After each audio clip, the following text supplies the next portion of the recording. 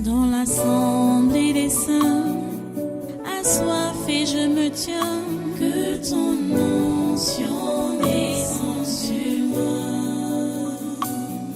Conscient que mon destin est dans le creux de ta main, que ton onction descende sur moi. Je suis disposé, assoiffé, que ton onction descende sur moi. Je suis disposé, assoiffé,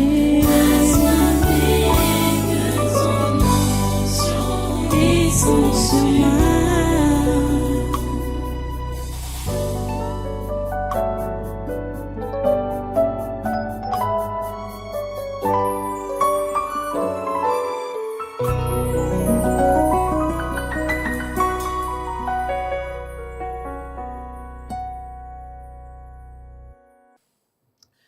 Alléluia. Béni soit le Seigneur. Voilà, prends ta Bible donc et ouvre avec moi dans Apocalypse au chapitre 3. Apocalypse chapitre 3. Je vais lire seulement le verset 20, pour ne pas tirer de long en large. On a 4 jours, je vais juste introduire. Apocalypse chapitre 3, verset 20. C'est Jésus qui parle. Il dit, voici, je me tiens à la porte et je frappe. Si quelqu'un entend ma voix et ouvre la porte, j'entrerai chez lui, je souperai avec lui et lui avec moi. Prions le Seigneur. Dieu Tout-Puissant, nous te remercions pour ta parole. Nous te remercions pour tes instructions. Nous te remercions parce que tu nous parles, tu nous conseilles. Et tu veux que nous soyons comme tu as prescrit. Permets-nous, Seigneur, de prendre maintenant tes prescriptions et de les appliquer. C'est ta parole. Ce sont tes conseils. Ce sont tes enseignements. Oh Dieu, donne-nous de prendre cela et d'appliquer. Oh Dieu, nous attendons à toi.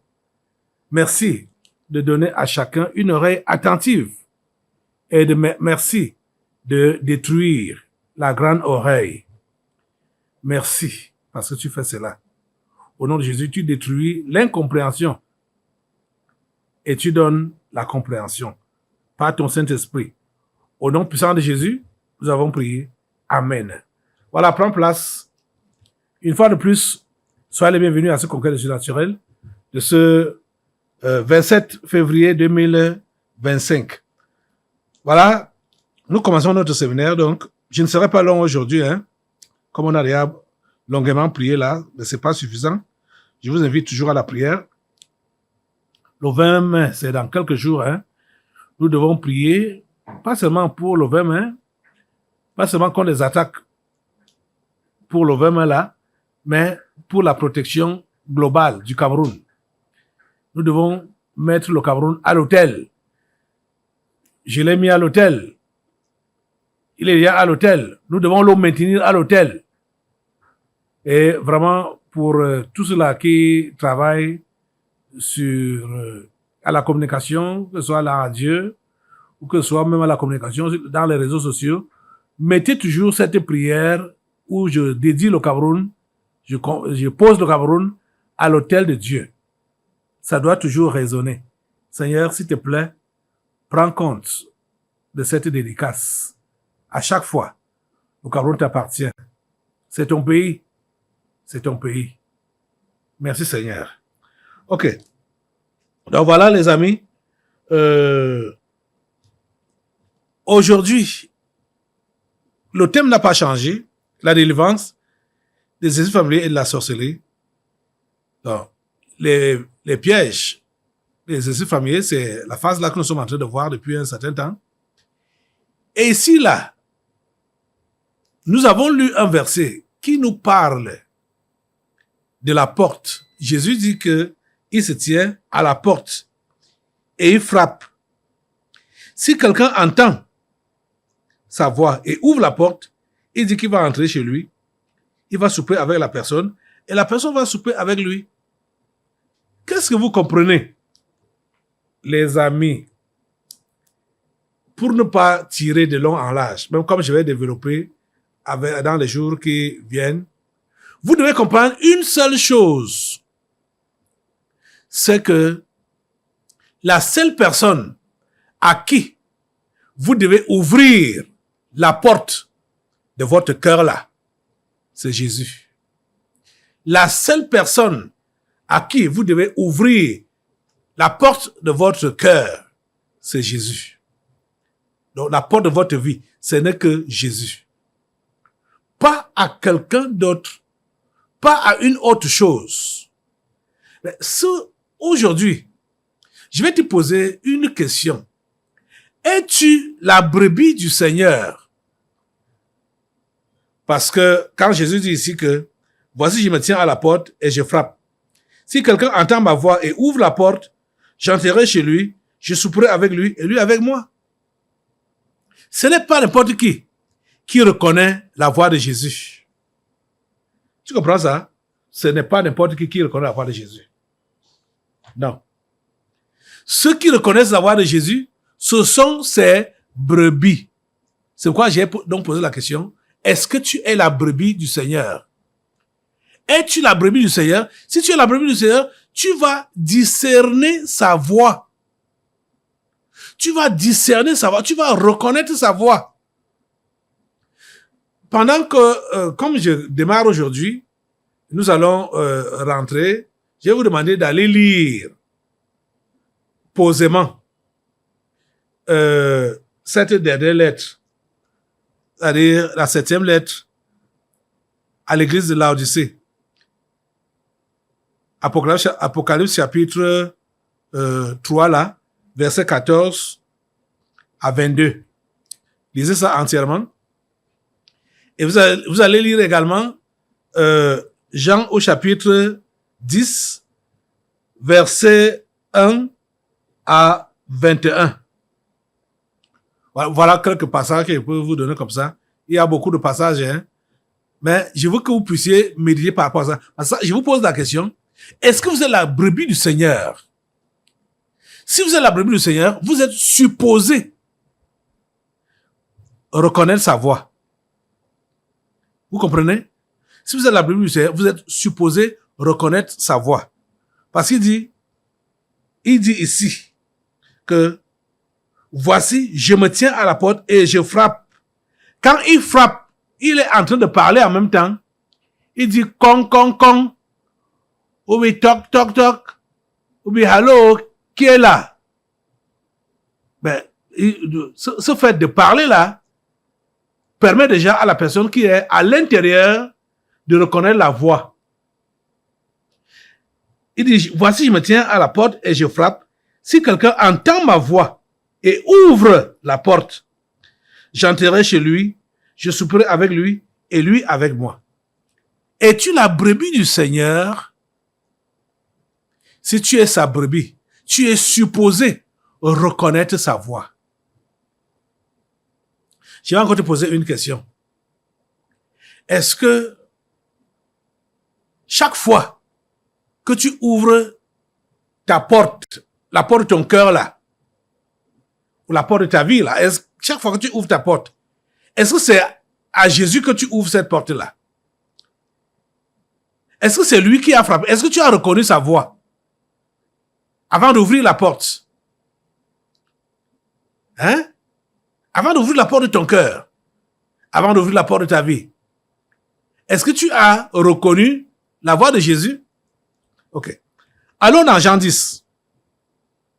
Jean 10, que j'ai donné là tout à l'heure. On commence la lecture au verset 1. Jésus dit, en vérité, je vous le dis, celui qui n'entre pas par la porte dans la bergerie, mais qui y monte par ailleurs est un voleur et un brigand. Mais celui qui entre par la porte est le berger des brebis. Le portier lui ouvre. Les brebis entendent sa voix. Il appelle par leur nom les brebis qui lui appartiennent. et il les conduit dehors. Il appelle les brebis par leur nom. Si tu es la brebis du Seigneur, il te connaît par ton nom. Il va t'appeler par ton nom. Et c'est lui que tu dois suivre. Tu es en train de comprendre ça? Verset 4. Lorsqu'il a fait sortir toutes ses propres brebis, il marche devant elles et les brebis le suivent parce qu'elles connaissent sa voix. Pourquoi est-ce que les brebis suivent cet homme ou le berger? C'est parce qu'elles connaissent sa voix. J'ai dit, est-ce que tu es la brebis du Seigneur? Ok. Je vais te poser encore d'autres questions. À l'heure actuelle où nous nous trouvons, tu es sur quelle piste? Tu es sur quelle voie? Tu es derrière qui? Ou bien tu es derrière quoi? Tu es derrière quoi? Tu es derrière qui? Tu as entendu quelle voix? Était-ce la voix de ton berger? Était-ce la voix de Jésus? Pour que tu puisses te lever et commencer à le suivre?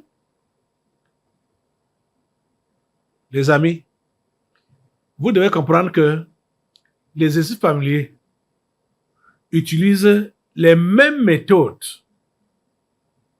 que Jésus utilise. Vous savez que le diable est un imitateur. Ce que Dieu fait, ce que Dieu dit, le diable fait ça à sa manière. Il renverse la situation et il fait ça à sa manière. Donc, comme Jésus frappe, c'est comme ça que le diable va aussi frapper. Mais si toi tu es la brebis du Seigneur, tu dois reconnaître la voix de Jésus. Si ce n'est pas Jésus qui a frappé, tu n'ouvres pas la porte. Ou quand tu vois que ce qui est en train de frapper à ta porte là, c'est la voix du mercenaire que tu entends. N'ouvre pas ta porte. N'ouvre pas ta porte. Ferme cette porte-là.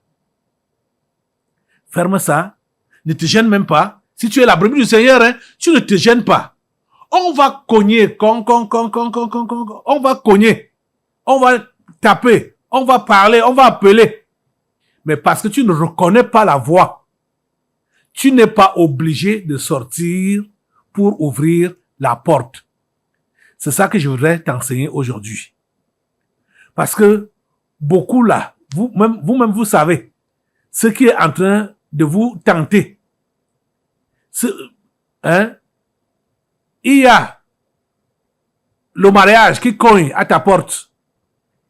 Il y a le succès qui cogne à ta porte. Il y a la prospérité qui cogne à ta porte. Il y a le succès qui cogne à ta porte. Il y a beaucoup de choses qui cognent à vos portes là. Pourquoi vous ouvrez facilement ces portes? Pourquoi vous allez ouvrir facilement votre porte? Alors que vous n'avez pas entendu la voix de votre berger. C'est pourquoi j'ai demandé, est-ce que vous êtes la brebis du Seigneur? Si vous êtes sa brebis, vous allez entendre sa voix. Vous allez reconnaître sa voix. Et c'est alors que vous pouvez ouvrir. Mais si ce n'est pas lui qui frappe, n'ouvrez pas votre porte. N'ouvrez pas votre porte. Même si celui-là ou celle-là insiste n'importe comment, n'ouvre pas la porte. Donc, comme je disais que les exercices familiers, ils savent ce que Jésus fait et ils imitent. C'est ça qui se passe. Ils savent que en cognant, comme certains d'entre vous là, vous êtes distraits. Vous allez seulement ouvrir sans même demander que c'est qui, ou même ne connaissant même pas la voix, ou sachant même personnellement que ce n'est pas la voix de votre berger. Vous allez ouvrir et vous allez vous retrouver dans de sales draps. Pourquoi? Parce que vous avez été négligent. Vous Vous avez été négligent. Ce n'est qu'à Jésus que vous devez ouvrir la porte de votre cœur. La porte de votre vie. Ce n'est qu'à Jésus seul, le bon berger. Toutes les autres personnes qui peuvent venir cogner à votre porte là, ou toutes les autres choses, parce qu'il y a non seulement des personnes, mais il y a des choses, des situations qui cognent à votre porte pour vouloir entrer. Ne leur ouvrez pas votre porte. Parce que vous savez que tout ce qui est soit mauvais comportement, c'est diligenté par des esprits, les anges déchus, les esprits impurs, qui diligentent ça. Vous allez entendre l'esprit du mensonge. Hein? C'est un démon. Vous comprenez? Mais ça prend comme la forme humaine, au point où ça a aussi la bouche, ça a les oreilles, la bouche pour parler, les oreilles pour entendre, les pieds pour marcher. Ouais. Parce que tous ces démons-là, ces anges dessus, ils s'assimilent à tout ce qui est mauvais pour donner corps. Vous comprenez ça? Ok. Je suis toujours dans Jean au chapitre 10 là. Verset 4 a dit, lorsqu'il a fait sortir toutes ses propres brebis, il marche devant elles et les brebis le suivent parce qu'elles connaissent sa voix. Je t'ai posé la question de savoir, tu es derrière qui maintenant là? Ou tu es derrière quoi maintenant là? Est-ce que la personne que tu suis là, c'est ton berger? Est-ce que tu as reconnu la voix de la personne que tu suis là? Comprends donc que si ce n'est pas ton berger, c'est un mercenaire. Tu vas le suivre et il va t'égorger quelque part en route. Mais Jésus, lui, il a prévu au verset 5 de Jean 10, bien sûr. Elles ne suivront point un étranger, mais elles fuiront loin de lui, parce qu'elles ne connaissent pas la voix des étrangers. Voilà ce qu'une brebis normale fait. La brebis normale fuit l'étranger. La brebis normale ne suit pas l'étranger. Parce que la brebis normale ne reconnaît pas la voix de l'étranger. Vous alors, pourquoi il y a la confusion parmi vous? Pourquoi c'était parmi vous? Vous suivez même les étrangers. Oh mon Dieu. Vous suivez n'importe qui. C'est pourquoi je t'ai posé la première question. Es-tu la brebis du Seigneur? Si tu es la brebis du Seigneur, tu dois reconnaître sa voix. Tu dois reconnaître sa voix. J'aimerais que tu t'arrêtes un temps pour voir sur quel chemin tu es à l'heure actuelle où je parle. Le chemin que tu suis là, ou la personne que tu suis là, est-ce Jésus ou l'étranger? Qu'est-ce que tu fais à l'heure actuelle? Tu es où à l'heure actuelle? Derrière l'étranger ou bien derrière Jésus? Par des décisions que tu prends, hein? Des engagements que tu prends, hein? Ta manière de faire, hein? Ça montre où tu es en train de te diriger. Tu vas où à l'heure actuelle? Tu suis qui à l'heure actuelle? Est-ce Jésus ou bien l'étranger? Qui es-tu? Es-tu la brebis du Seigneur? Es-tu la brebis du Seigneur? Les esprits familiers vont utiliser n'importe quoi et n'importe qui pour t'appeler, pour cogner à ta porte, afin de te faire égarer. Mais tu ne discernes pas la voix de celui qui t'appelle, tu les suis. Oh mon Dieu. Arrête-toi, mon ami. Arrête-toi. Arrête-toi. Ne continue pas sur cette route. Ne continue pas sur cette voie. C'est la voie de la perdition. Tu es derrière l'étranger. Arrête. Arrête ça maintenant. Décide-toi d'arrêter ça maintenant. Pour écouter la voix du Seigneur. Si tu n'es pas sa brebis, deviens sa brebis. Et tu vas reconnaître sa voix. Donc j'ai lu jusqu'au verset 5. Jean chapitre 10, du verset 1 à 5. Jésus a dit que ces brebis, normalement, ne suivent pas les étrangers. Mais malheureusement, aujourd'hui, certains parmi vous là, qui disent que vous êtes les brebis du Seigneur, vous êtes derrière les étrangers. Arrêtez cela aujourd'hui. Arrêtez cela aujourd'hui. Lève-toi sur tes deux pieds. Pour dire, toi-même dire maintenant là, toi-même tu sais que tu es derrière l'étranger. L'étranger, ça peut être tout ce que j'ai cité